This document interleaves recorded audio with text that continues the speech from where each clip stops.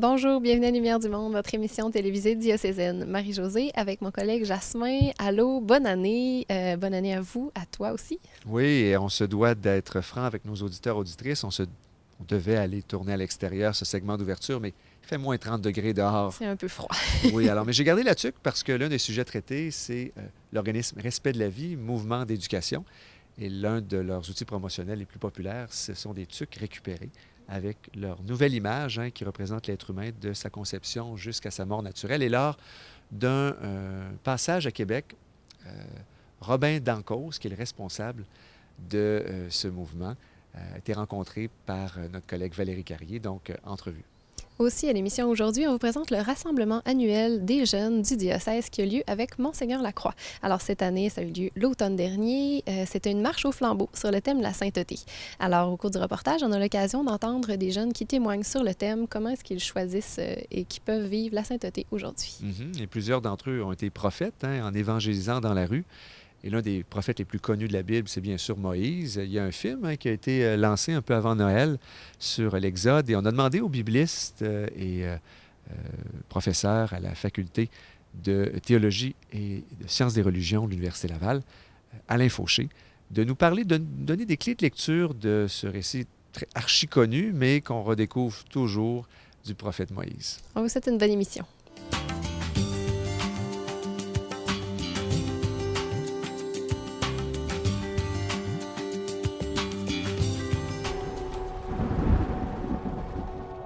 Say this is not your fault.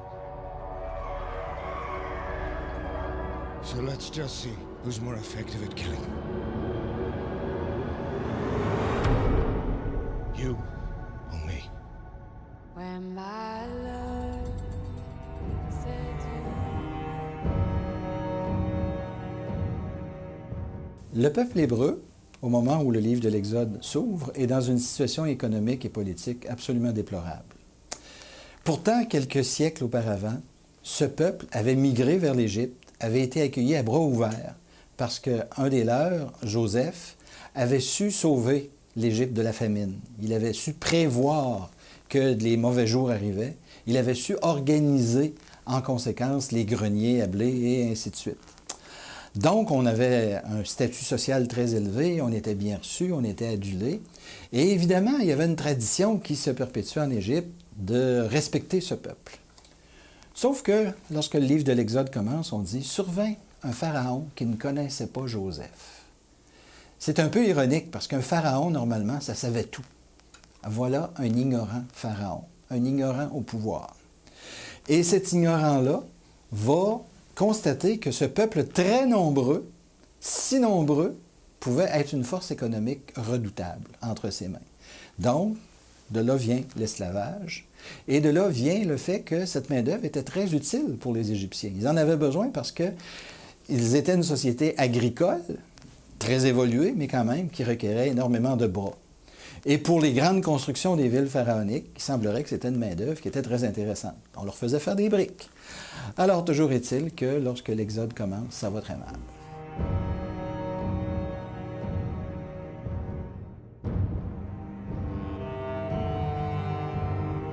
On parle de 4 siècles, mais de toute façon, peu importe, l'important c'est de voir que tout d'un coup, c'est comme si ce peuple était laissé à lui-même, dans la misère, dans la souffrance, dans la difficulté extrême. Et c'est là qu'arrive le Dieu des Hébreux, dont on dit dans l'Exode ceci: « J'ai vu, j'ai entendu la misère de mon peuple. » Dieu est quelqu'un qui perçoit, il voit, il entend. Et à partir de ça, il bâtit sa stratégie. Et sa stratégie, ça va être d'affronter directement Pharaon. Pharaon qui était comme un dieu vivant pour les Égyptiens. Pharaon qui était l'omniscient et l'omnipotent. Alors, c'est sur la puissance de Pharaon que les choses vont se jouer. C'est sur la connaissance de Pharaon que les choses vont se jouer. Et devant ce prétentieux, qui était comme un dieu vivant parmi son peuple, voilà que Dieu va choisir son porte-parole, son prophète, celui dont on dit dans le Deutéronome qu'il n'y en aura jamais eu comme lui d'autres équivalents. Ça, c'est la finale du livre du Deutéronome. Alors, toujours est-il que Dieu se choisit Moïse, Et paradoxalement, Moïse, c'est quelqu'un qui parle avec difficulté. Moïse, c'est quelqu'un qui s'exprime mal. Alors, ça commence bien mal pour être prophète, pour être porte-parole officiel du Dieu des Hébreux. Et c'est ça l'ironie de la chose, c'est lui qui va avoir le dernier mot.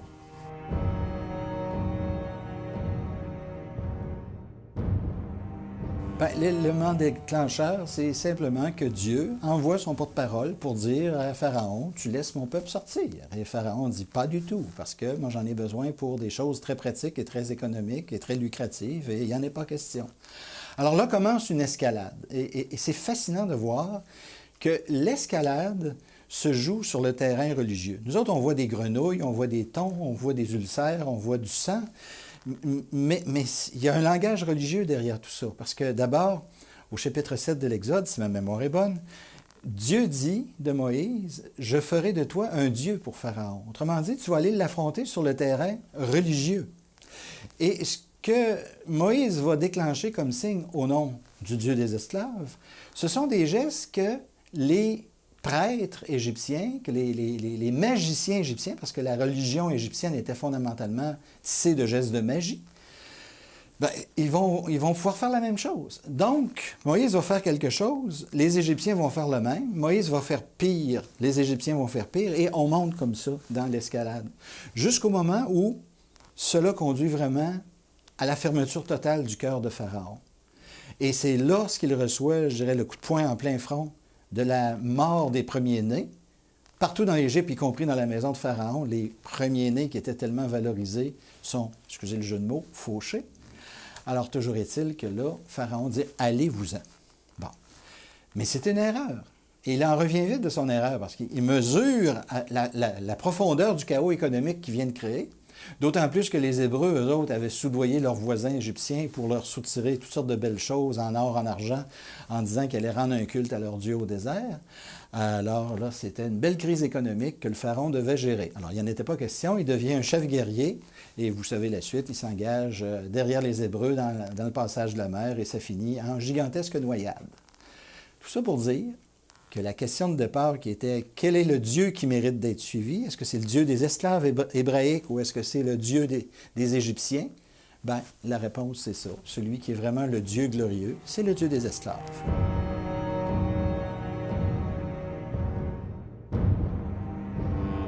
Oui, je dirais que Moïse est plusieurs choses dans le livre de l'Exode. On n'est peut-être pas habitué à le voir comme roi, à part évidemment le fait qu'il a été adopté par la fille du Pharaon. Donc, c'est un prince, mais on ne dit rien de plus. Mais il reste que dans la manière de raconter les premiers mois après sa naissance, lorsqu'il a été mis dans une petite arche de Noé portative pour bébé sur le Nil et que la fille de Pharaon finit par l'accueillir dans sa maison, il y a là-dedans une espèce de parallèle avec le récit de la naissance du roi Sargon II d'Akkad. Alors donc, c'est d'une façon pour l'époque, une façon culturelle de parler de naissance royale. Mais, comme je le disais tout à l'heure, c'est surtout un prophète. Je pense que ce qui a vraiment été la marque de commerce de Moïse, c'était d'être un porte-parole pour Dieu. Le livre du Deutéronome, au chapitre 34, se clôt sur cette affirmation. Il n'y a jamais eu de prophète semblable à Moïse. Et dans le Nouveau Testament, lorsque, par exemple, Saint Pierre va faire ses grands discours à Jérusalem après la résurrection, il va revenir là-dessus, sur cette affirmation que pourtant, il y avait une promesse qui disait qu'un jour, il y aurait quelqu'un qui continuerait l'œuvre de Moïse et qui serait comme Moïse, un excellent porte-parole. Et nous autres, on le sait, c'est Jésus. Alors donc, cette thématique du prophète me semble être dominante. Roi, prophète, bien sûr, c'est un prophète handicapé. Il est obligé d'avoir son frère comme pour pouvoir être un locuteur habile parce que lui-même a la parole plutôt molle. Et voilà qu'il devient un peu comme un chef de guerre. Mais pas tant que ça. Parce que quand on lit les chapitres 14 et 15 de l'Exode, on se rend compte que ce qui compte vraiment, c'est l'action de Dieu. Alors, ce n'est pas Moïse qui fait les choses. Moïse n'est que l'outil, n'est que le communicateur, n'est que l'instrument, n'est que le moyen, le médium, on dirait aujourd'hui. Et c'est le Dieu des esclaves qui fait tout. Alors voilà pourquoi c'est de lui dont on chante la gloire, et c'est face à lui, finalement, que tout va se juger. Moïse est son porte-parole, mais il a aussi accès à Dieu. Il est l'ami de Dieu. Il voit Dieu dans sa gloire, il lui parle en cœur à cœur, en tête à tête. c'est quelque chose d'absolument exceptionnel. Et il y a tout un périmètre de sécurité autour de lui parce que, écoutez, les choses aussi sacrées que la présence de Dieu, on ne gère pas ça n'importe comment. Mais Moïse, lui, a accès à cet univers-là. Donc, c'est un peu paradoxal de voir que Moïse, ça va être aussi quelqu'un de la génération de ceux qui sont sortis d'Égypte et donc qui n'entreront pas en terre promise. Il va mourir devant la terre promise. Et je dirais que Moïse aussi a un curriculum vitae très bien organisé. Parce que quand on regarde dans le livre de l'Exode, on voit que ça marche par bloc de 40 ans. Alors, 40 ans de jeunesse, 40 ans à faire d'autres choses, puis 40 ans à être le chef, puis il meurt à 120 ans. Tu sais, tout est vraiment propre, bien architecturé. C'est une vie bien menée.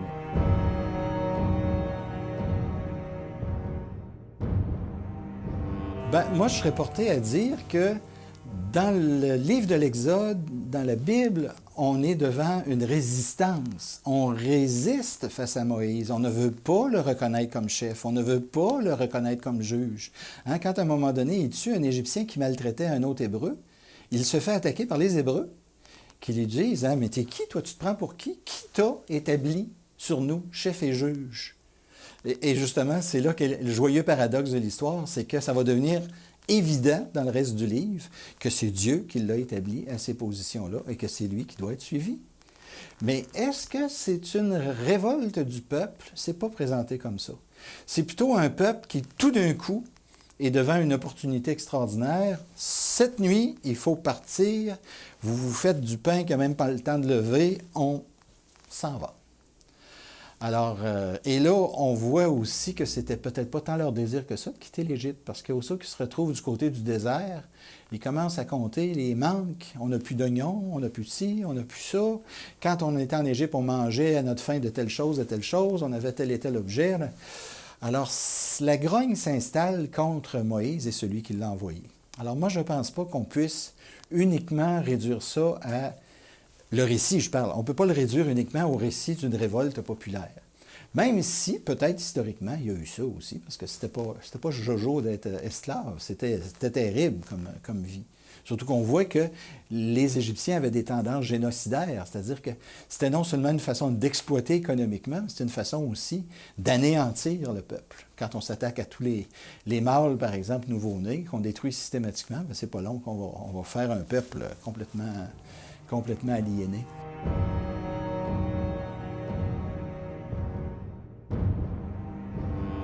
Moi, je dirais, le message en mots d'aujourd'hui, c'est « Méfiez-vous donc des apparences ». Parce que vous avez un porte-parole de Dieu qui a l'air de rien, et pourtant, il a du souffle, il mène le peuple très, très, très loin, et vraiment ailleurs. Et au-delà de toutes les apparences, il est vraiment le choix de Dieu pour cette œuvre extraordinaire. Alors moi, je pense que le personnage de Moïse est vraiment un personnage polyvalent, hein? En plus d'être un chef, en plus d'avoir une naissance digne d'un roi, en plus d'être un prophète, il va devenir un juge pour le peuple, il va devenir un organisateur aussi pour la justice dans son peuple, il va devenir quasiment, on pourrait dire, logisticien en chef. Il y a plein de rôles qu'il va jouer.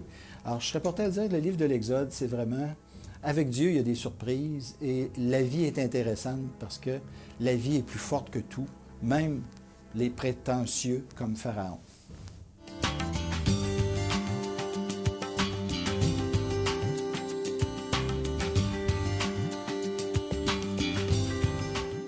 Différentes personnes qui se préoccupent de la vie et de la famille sont rassemblées dans le cadre d'un séminaire pour la vie et la famille.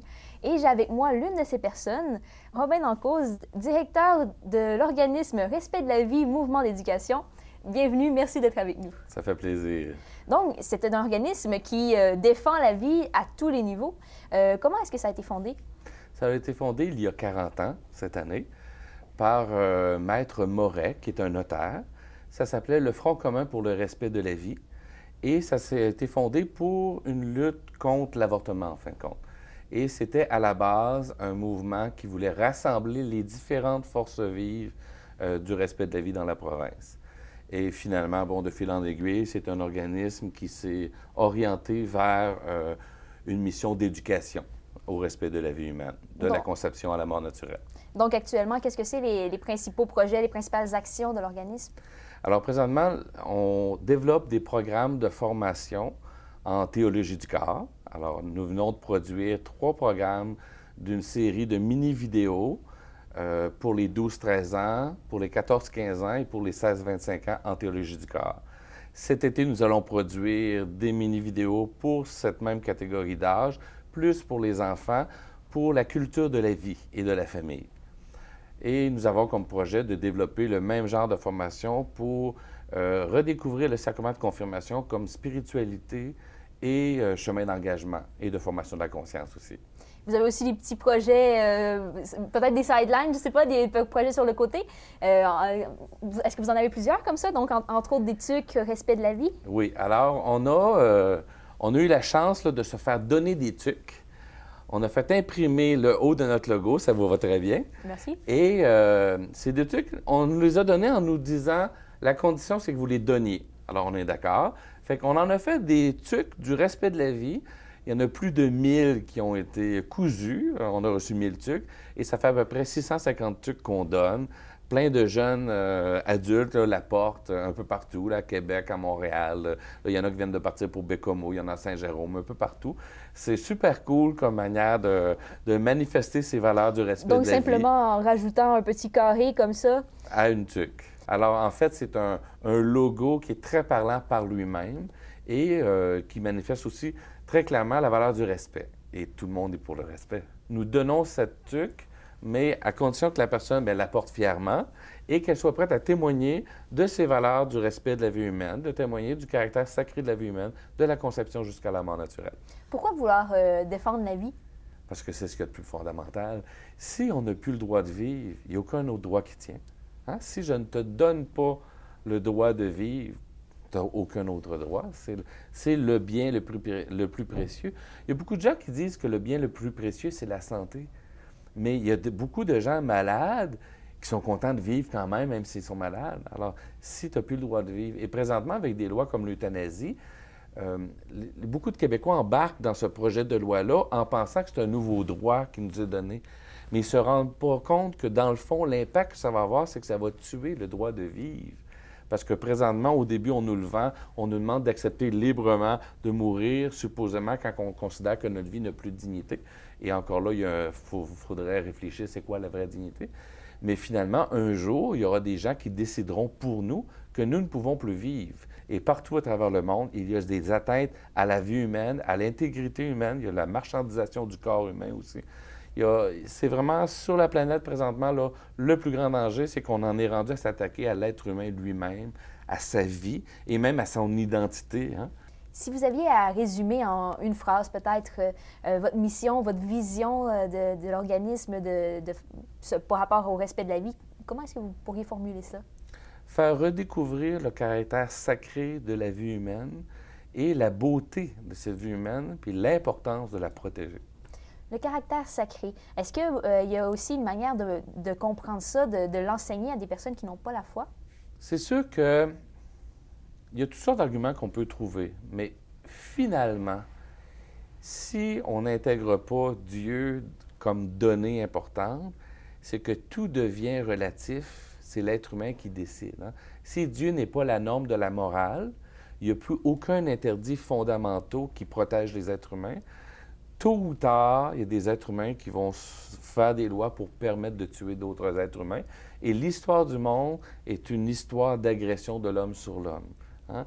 Quand on a développé la Charte universelle des droits humains, qu'est-ce qui s'est passé? C'est après la Deuxième Guerre mondiale, on a voulu trouver un concept qui permettrait de justifier l'égalité de tous les êtres humains et l'interdiction de les tuer. On a trouvé comme concept la dignité humaine, qui est intrinsèque, donc à l'intérieur même de l'être humain, du seul fait qu'on est un être humain. Et cette dignité humaine fonde l'égalité universelle. Donc, la Charte universelle des droits humains affirme que nous sommes tous égaux en droit et en dignité. Et en plus, toute notre histoire à nous, elle est fondée sur une culture de la solidarité et de la compassion. Les fondateurs du Canada, là, ils ont fondé des écoles, des hôpitaux, ils ont donné leur vie, hein, parce que, pourquoi? Hein?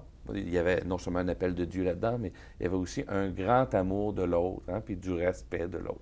Robin Dancause, on va vous souhaiter beaucoup de vie pour votre mission. Merci d'avoir été avec nous et bonne suite avec votre organisme. Merci, bonne journée.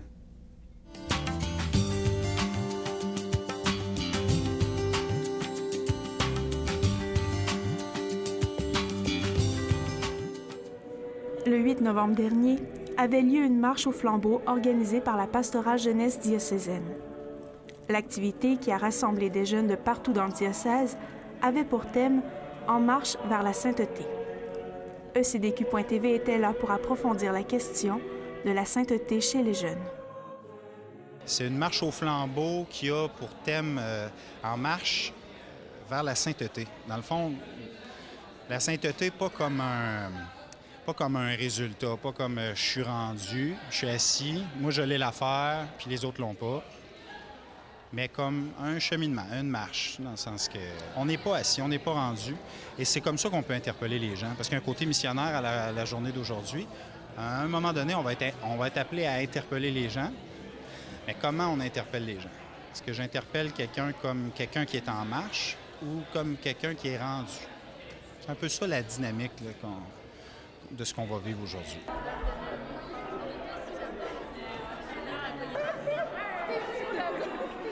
En marche vers la sainteté.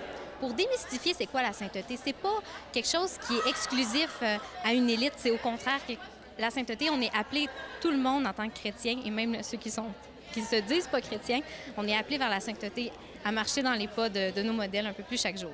Arriver à proposer la sainteté dans la vie, c'est juste de suivre le Christ et de vivre à son image, tout simplement, de vivre comme il a vécu, de marcher à sa suite, dans ses pas. Et c'est pas parce qu'on se trompe une journée que le lendemain matin, on peut pas se reprendre puis dire « finalement, je peux pas être saint ». Qu'est-ce qu'ils vont être obligés de faire? Sur quoi ils peuvent compter? En début de soirée, les jeunes ont eu droit à un enseignement de l'abbé Jean Abude. Selon l'aumônier de la communauté universitaire, le témoignage est un chemin de sainteté. Ensuite, l'abbé Michel Poitras a proposé aux jeunes 5 chemins de sainteté. J'ai décidé de faire une comparaison entre la marche qu'on vit ce soir puis notre vie. Alors, souvent on parle dans notre vie de cheminement. C'est comme un chemin. Alors, je vais parler de la sainteté, la prière, chemin de sainteté. Et pour ça, je vais parler de 5 sentiers. On lit la parole de Dieu. Enfin, Monseigneur Lacroix s'est aussi adressé aux jeunes. Ça éclaire, ça dissipe les ténèbres autour de lui. Et ça ne veut pas juste mettre des ampoules qui éclairent l'extérieur. Les ténèbres que Jésus dissipe sont même à l'intérieur. Ah, ça, c'est fort. Même un 200 watts, ça n'éclaire pas en dedans. Mais Jésus, lui, il éclaire en dedans. Il éclaire mon intérieur. Il éclaire mes pensées. Il éclaire mon intelligence. Il illumine, il éclaire mon cœur. Et avec la lumière, on est capable d'avancer. Quelle bonne nouvelle que ce Jésus, lumière du monde.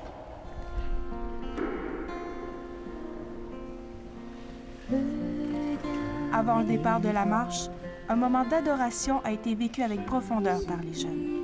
Dans ce cœur à cœur avec Dieu, ils ont pu approfondir et intérioriser les enseignements reçus, tout en se laissant éclairer par son amour. Pour moi, honnêtement, la sainteté, c'est un chemin. C'est le chemin de tous les jours, c'est le chemin du quotidien. C'est aimer, mais surtout dans les petites choses, dans la simplicité. C'est répondre à l'amour de Jésus dans ma vie chaque jour. Et surtout, regarder aux saints qui nous ont précédés et essayer avec la grâce de Dieu. Jésus leur parla de nouveau et dit, « Je suis la lumière du monde. Celui qui me suit ne marchera pas dans les ténèbres, mais il aura la lumière de la vie. » Vous êtes la lumière dans le Christ Jésus. Celui que de nos yeux nous avons vu. Par la suite, la procession s'est élancée de l'église Saint-Jean-Baptiste en direction de la basilique cathédrale à travers les rues de la ville. celui que dans nos cœurs. J'espère que cette marche-là va toucher d'autres jeunes qui vivent dans l'isolement, qui sont seuls, puis que la parole du Christ viendrait les toucher, puis leur faire du bien, les combler de joie. Qui a resplendi sur la terre où nous vivons. Moi, j'aime ça parce que c'est ça, on peut apporter de la lumière juste en souriant aux gens qui nous regardent. C'est sûr que dans le fond, je pense qu'on est tous appelés à être sains d'une certaine façon, puis je pense que ça m'appelle au quotidien, dans le fond, à donner comme ma vie comme les saints l'ont fait. Garder cette lumière, même dans l'obscurité du monde. Correspondre exactement à ce que Dieu veut pour nous. Pour la sainteté, je pense c'est Dieu, c'est un peu ce que ça représente. Moi, je dirais que c'est la charité. Faire tout pour plaire à Jésus.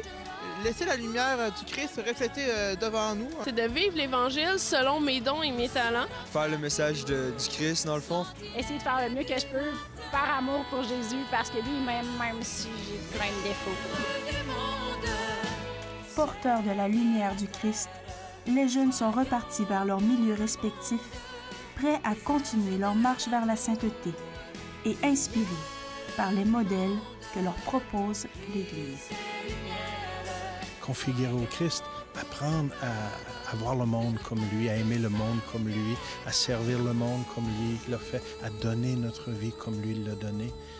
Et c'est ça la sainteté. Hein. Le reflet de sa lumière au jour le jour.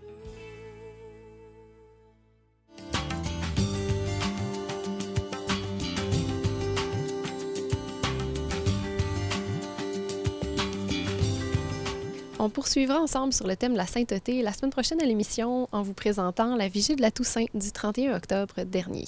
Également une entrevue avec l'évêque français Dominique Rey. Et on revient sur un grand congrès qui a eu lieu sur le rôle de la paroisse ici à Québec. C'est un rendez-vous, soyez là.